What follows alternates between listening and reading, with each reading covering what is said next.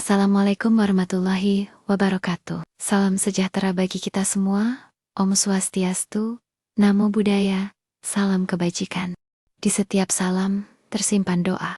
Saya percaya, ketika kita saling mendoakan, kebaikan akan kembali pada kita. Jadi, apa kabar kalian semua? Jawab salam saya di kolom komentar ya. Siapa tahu, dari salah satu doa tulus kalian, semua harapan kita bisa terkabulkan. Satu ini sangat penting. Pastikan kalian menonton sampai akhir ya, biar nggak salah paham dalam cerita ini. Yuk, langsung aja kita mulai. Cerita ini pengalaman aku selama berjualan nasi goreng.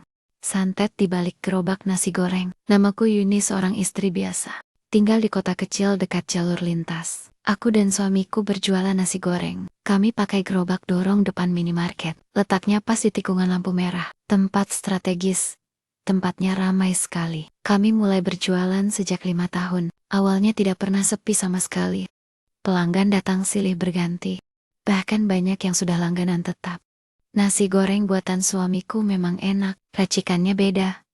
Pakai sambal khusus. Aromanya selalu bikin orang lapar. Kami selalu dapat pujian dari pembeli. Tapi 2 minggu belakangan ini, semua berubah tanpa sebab yang jelas. Pelanggan satu persatu menghilang. Ada yang hanya lewat tanpa menoleh, lalu membatalkan pesanannya begitu saja. Kami pikir mungkin cuaca sedang buruk, atau karena ada saingan baru di seberang.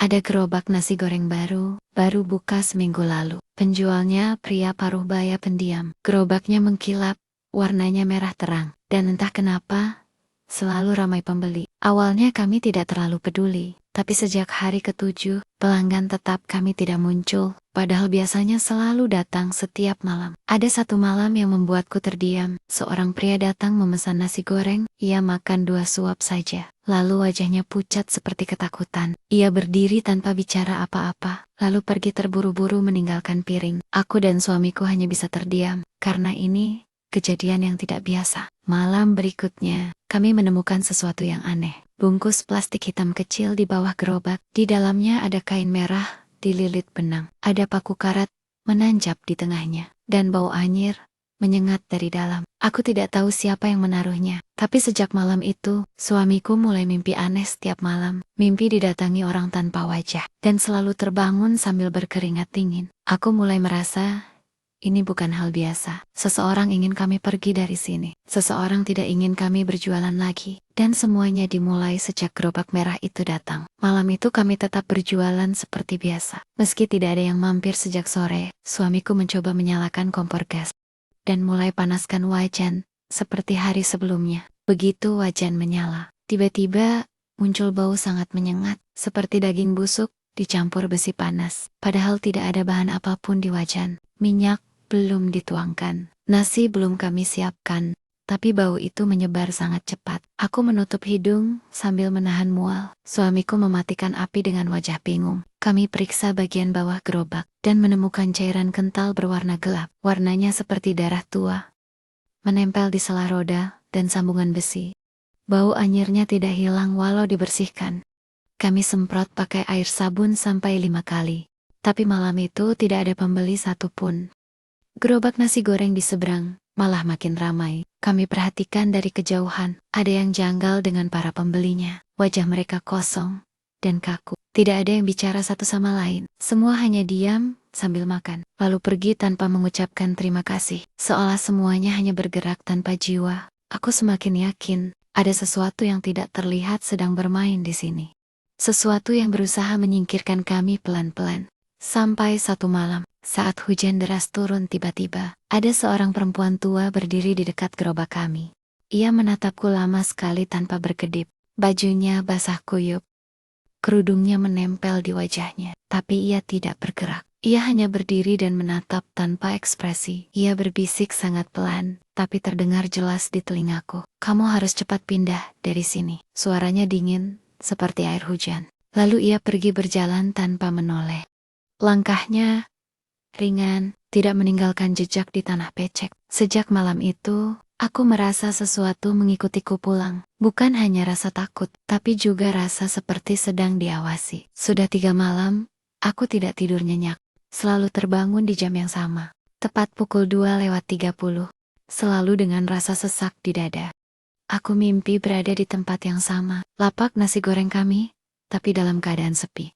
Gerobaknya terbakar pelan-pelan, tapi tidak mengeluarkan asap sama sekali. Di sekeliling gerobak, ada sosok-sosok berdiri diam. Mereka tidak punya wajah, hanya rambut panjang menutupi kepala mereka. Tangannya menggenggam sesuatu, seperti tulang ayam yang masih berdarah. Mereka berbisik, tanpa suara. Tapi entah bagaimana aku mengerti artinya.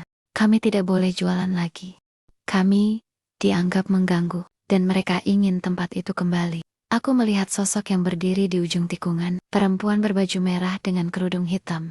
Wajahnya tertutup kain tipis, tapi matanya terlihat dari balik kain, seperti terbakar api dari dalam. Ia menunjuk ke arahku, lalu tersenyum perlahan tanpa suara. Ketika aku terbangun, keringatku mengalir sampai ke bantal. Tanganku gemetar, dan bagian leher terasa panas. Suamiku bangun dan melihat leherku. Ada bekas seperti lilitan tali kecil, merah membekas, memanjang sampai ke bahu. Kami akhirnya pergi ke seorang yang paham hal begini. Seorang kakek yang tinggal dekat area makam tua. Kata orang, dia bisa melihat yang tidak terlihat dan bisa membaca mimpi dengan mata hati. Kami bukan sedang diganggu, tapi sedang dilukai perlahan dari dalam. Dan kalau tidak segera dibersihkan, bisa jadi tubuh kami akan ikut terbakar. Kakek itu menyiapkan air putih dalam mangkuk tanah, lalu membakar sebatang dupa beraroma kayu. Ia suruh kami duduk menghadap utara dan menutup mata sambil membaca dalam hati. Satu persatu gambar muncul di pikiranku. Wajah yang samar, bayangan gelap, dan suara yang seperti ku kenal. Lalu, aku melihat sebuah gerobak merah, persis seperti gerobak milik penjual di seberang. Tapi di belakangnya, berdiri seseorang, seperti bayangan, namun terasa nyata sekali. Kakek itu berkata, orang itu pernah kalian kenal, pernah merasa kalah, dan sekarang menuntut balas lewat jalan sesat. Aku dan suamiku saling berpandangan. Kami berdua tidak pernah berselisih, tidak pernah bertengkar dengan siapa-siapa. Tapi tiba-tiba aku teringat sesuatu. Beberapa tahun lalu, ada pria muda yang sempat ikut bantu di lapak kami. Ia pandai meracik nasi, tapi suka mencuri bahan saat kami lengah. Akhirnya kami tidak melanjutkan kerjasamanya, dengan alasan baik-baik. Tapi sejak itu, dia tidak pernah muncul lagi, hingga tiba-tiba ada gerobak baru seberang jalan. Kami tidak tahu pasti, tapi kakek itu meyakinkan orang itu menggunakan perantara. Ia tidak main sendiri. Malamnya kami coba menengok gerobak seberang dari balik pohon dekat minimarket, tapi suasananya berbeda dari biasanya. Semua pembeli diam seperti patung. Penjualnya hanya menunduk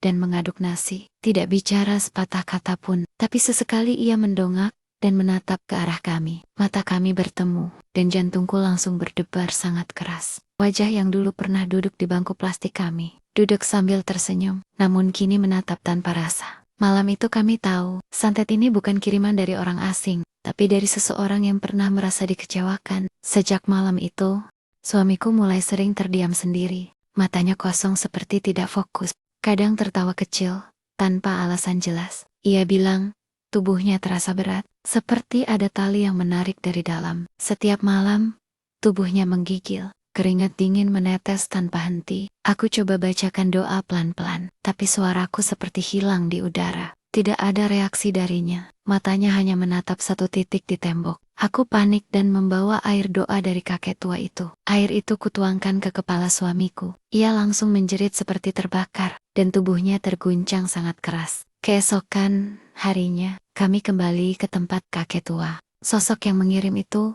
bukan manusia biasa. Ia dibantu oleh makhluk tak kasat mata, makhluk yang suka tinggal di tempat kotor dan panas, makhluk yang bisa menyerupai manusia, tapi tidak punya hati sama sekali. Untuk menangkalnya, kakek itu menyiapkan beberapa benda, di antaranya 7 jenis daun yang masih segar, dan 1 biji paku bersih. Semua harus dibakar pada malam Jumat, di depan gerobak tempat kami berjualan, dan abu sisa bakaran harus dikubur dekat roda belakang. Tempat bungkusan hitam itu pertama kali ditemukan. Malam Pontiac, kami lakukan semua sesuai petunjuk. Ketika api menyala, tiba-tiba langit mendadak mendung. Padahal sebelumnya sangat cerah, asapnya naik, berputar, seperti ditarik oleh sesuatu, dan terdengar suara lirih dari bawah gerobak, seperti napas panjang seseorang yang kelelahan. Setelah api padam, angin bertiup pelan, dan untuk pertama kalinya, kami merasa udara terasa ringan. Tapi malam belum benar-benar usai. Karena dalam mimpi, aku melihat sosok penjual gerobak merah, berdiri mematung sambil memegang piring nasi. Ia berkata dalam hati, belum selesai. Malam itu aku kembali bermimpi.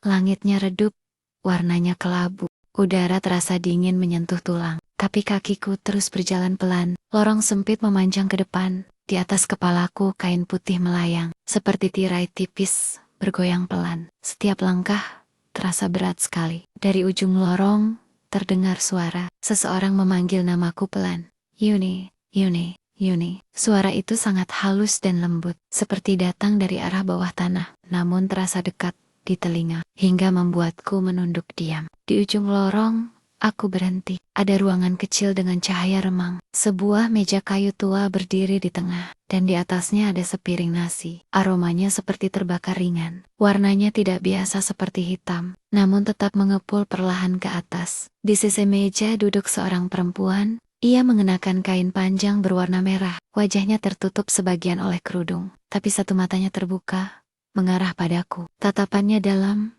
namun tidak marah. Ia berkata tanpa membuka mulut. Tempatmu dulu bukan milikmu. Ada cerita yang belum diselesaikan, dan langkahmu telah memanggil yang lama. Aku hanya berdiri tanpa bicara. Seketika aku merasa sangat ringan, tapi udara di sekitarku makin dingin, dan napasku seperti berhenti sejenak. Aku terbangun dengan peluh dingin. Suamiku masih tertidur sangat lelap, namun matanya bergerak pelan di balik kelopak, seperti sedang bermimpi tempat yang sama. Pagi harinya aku lihat sesuatu di depan pintu. Kertas kecil dilipat sangat rapi. Tidak ada nama, tidak ada tanda. Hanya satu kalimat tertulis samar.